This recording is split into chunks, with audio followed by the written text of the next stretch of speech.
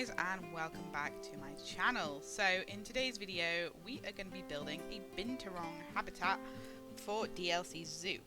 So we have essentially this kind of area here now. We finished with the South American animals and we are now coming down the hill and we're going to continue this jungle kind of theme.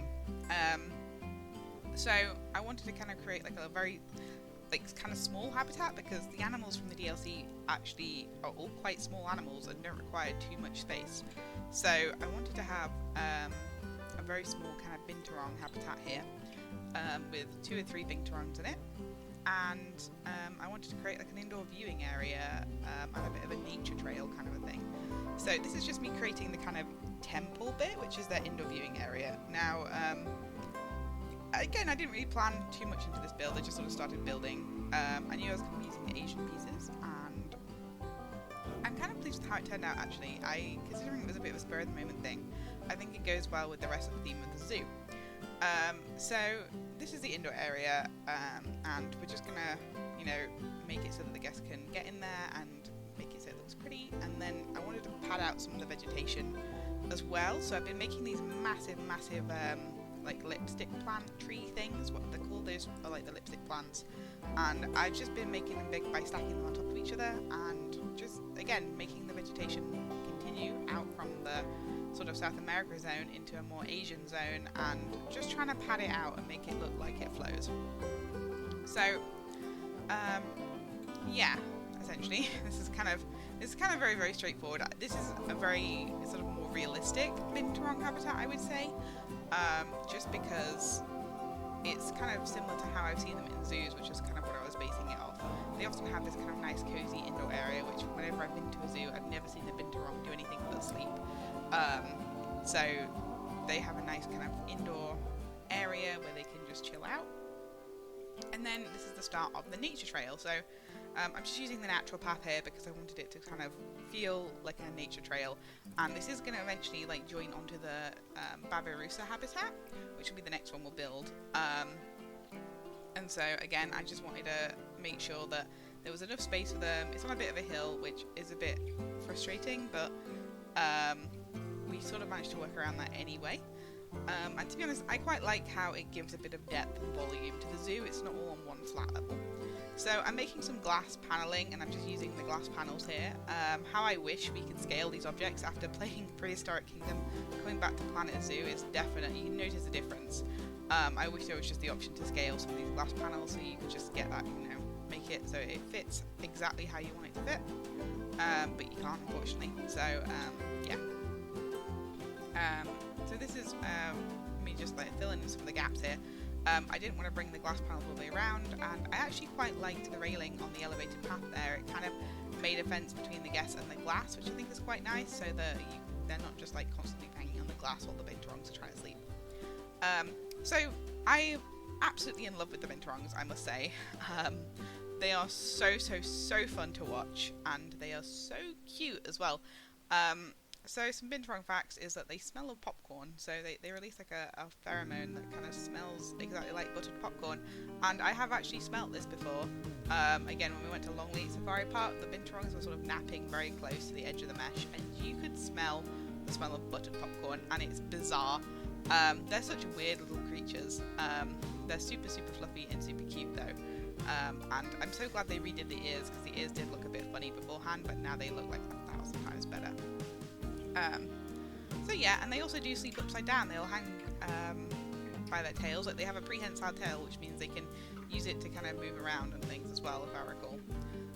And they're also called the Asian bear cat because they look like they're crossed between a bear and a cat, I guess. So yeah, the first time I ever saw one actually was, I believe, in Florida at Busch Gardens. And then ever since then, they've just gained in popularity in zoos in the UK. Like Birmingham Conservation Centre has a pair. Dudley Zoo in Birmingham has a pair, Chester Zoo has a pair, Longleat has a pair. So, they're becoming a much more like common animal in zoos, and I think it's just because they're so small, and as zoos sort of downgrade their habitats to creatures that will fit, the Binturong just fits perfectly. I mean, you can see this is a relatively small habitat compared to the one they build. So yeah, and again, with this habitat, I wanted actually there to be a lot of vegetation kind of surrounding the habitat, and there not be too much inside, because it's a small habitat. The vegetation will just kind of block, like, the space that they need. So I didn't want it to eat into too much space. I wanted it to be a very nice, neat, tidy, compact habitat. Some climbing areas, because obviously they like to climb, and I was actually amazed that this glass fence keeps the binturongs like in. I thought they might be able to climb over it, but they can't, which is really good. And this was like my binturong washing line. Now, I did use the wrong size pole, and I do go back and change it, but you won't really see that in this video, unfortunately. So the pole can be narrowed down to like just the smaller one, so it gets narrowed down, and they will hang upside down on that. I've yet to witness it. I don't know how high off the ground it has to be for them to do it, but I hope to see them do it soon, because they looked really cute in the trailer video. So yeah, I wanted to put some glass paneling to let a bit of light in. I'm trying to stick to the Asia theme. I'm trying to keep it so it kind of blends in with the rest of the zoo that we've got and the other buildings we've built. So yeah, that was kind of, you know, the main building bit here done. I was very careful to make sure they couldn't climb onto the roof and escape, because that is one of the most annoying things about this game, is that they can climb onto the roof and escape. And then I decided to change all the kind of glass pieces so that the colour blends in better with the wood, because it was a bit bright. I did want it to be brown though, but it was a bit bright. So yeah, and then we finish off that indoor area, and then just do some more decoration on the building on the outside, because it did look a bit like not very pretty, so I wanted to kind of pretty it up a little bit, put some windows and things, and just, you know, give it that kind of detail that makes the builds, like, and just finishes the builds. So again, I only really did like the two sides of the building to make it high detail, because at the end of the day, that's the only bits you're going to be looking at. The rest of it sort of blends in quite well anyway. And I'm thinking maybe the next building we'll do will be something round. I'm feeling a round building next. I think I'm getting a bit fed up with the square ones. But yeah, whenever I do the Asia theme, I always like to include some just kind of white plaster pieces, just to kind of fit in with that theme. I would have put some wood panels in here, but they would climb up and escape, which I really don't want to happen. So yeah, and then we have those lovely fake plant squares from the aquatic park that just fill every habitat, and just, you know, they just finish it off. They really do just finish it off. So yeah, here's me building a little like bridge for them to climb across. I really wanted them to have some like climbing frames that were a little bit more interesting than just some wooden poles, so I gave them this bridge, and the way this bridge is positioned, they have to use it all the time if they want to move around. This is kind of a bit like the red panda habitat in Alphabet Zoo, which is in that kind of dome. So it's kind of very similar to that in the sense that they have to climb across it if they want to, like, essentially like get from one part of the house into the other. So yeah, I was just again padding it out with plants, trying to build them a little bit of a climbing frame, connect it all up so it kind of makes sense and they have a nice area to climb. It's not too much of a fancy climbing frame, but I quite like how it's turned out, because there are some trees for them to climb as well, and the ones I've seen in zoos don't have too much of a climbing frame either. They just sort of, they like to walk along it, and that's kind of what we see them doing. They just sort of walk along all areas of the habitat. They don't really like spend too much time up there.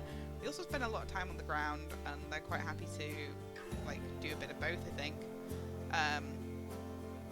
So yeah, I was just trying to make it look a bit pretty as well, bring out the vegetation, expand it from that area, and, you know, again, continue the theme, which is this very dense jungle area. So as I said, we've got like this dense jungle mountain, and the other side is going to be a very arid kind of desert mountain, which is kind of how I want this zoo to form. I want this to have very, very themed areas. It's going to be Asian theme throughout, but I want it to be like, you know, that this is like an Asian desert, and this is a tropical Asian building. So we're trying to just mix it up a bit here, just so it all kind of merges well together and blends well together. I love the Wisteria. Wisteria is one of my favourite parts of the game. But yeah, I was recording this yesterday after I came home from anti-drowning lessons. So for my training, I've had to learn how not to drown, and basically how to deploy a life jacket and how to save people. So I'm now life jacket trained, I guess. But that was fun. It was actually really nice, because we had 25-degree weather yesterday, and it's a lot colder today. But it just meant that we weren't quite freezing in the river, because, you know, it is March and it is the UK, so the river would be absolutely freezing. So that was fun. It was really exciting to be able to come back and play some Planet Zoo as well. But yeah, I started making these little bushy things out of the water lettuce because I think it just creates another dynamic to the game. You know, it's just another highly detailed bit of vegetation. I feel like sometimes the bushes are a bit boring, the ones that we already have, and I wanted to create like, this is going to be the viewing area for the Babirusa as well. So I wanted to create like a little island of vegetation just there as well. But yeah, I really think it is starting to sell what I want it to sell. I'm loving how it's looking as well. Like, I think the vegetation is gorgeous and is very densely vegetated. It's going to be a very high piece count zoo, but there's not going to be many animals in it, so I'm hoping that it kind of works and doesn't start to lag too soon. I mean, Alphabet Zoo started to lag really badly about halfway through, so we're not even going to be getting to halfway through with this. So yeah, and then I just wanted to, you know, make the temple look like it was a little bit overgrown as well, and add some ivy on top of it. Add some more plants to their habitat, just to, again, merge the habitat, make it not look like it's too barren. Add some lighting as well. I love the lanterns, and I love having them in a cherry blossom tree. I really actually like how the cherry blossom tree stands out, like, completely different to the rest of the habitat. And then this is going to be like an education wall that I'm kind of working on. So we get to experience some of the new billboards, which are really exciting. I really love the new billboards, and I think they just make it better, you know? Like, the education boards have been greatly improved, and then I put a screen in here, which you'll see in the like the end video tour, as it were, of the habitat. You'll be able to see some of the artwork I made for that. I'm not entirely happy with it, and I'm probably gonna like improve it at some point and change it around. But like, you know, it takes a lot of time to actually make videos, and then it also takes time to make more art. So it's just, you know, it's either the art or the video.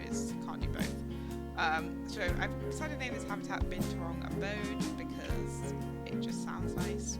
I later found out that there is actually some sign pieces that have come with the East Asia pack, which is really exciting. So there is a sign of the Binturong which I put up, but you won't be able to see it in this video either because I didn't realise it was a thing until like about 10 minutes ago.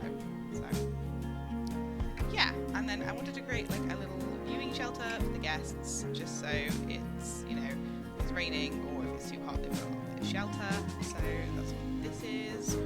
I start off by using the plastic pieces and then just using the wood pieces, and then just essentially using that as a frame to be able to line everything up on properly, and then just some African wood pieces to finish it all off. Which, yeah, it works. It's really nice. So yeah. Oh, and that's kind of it now, and we're on to our lovely Binturongs, which I named Benny,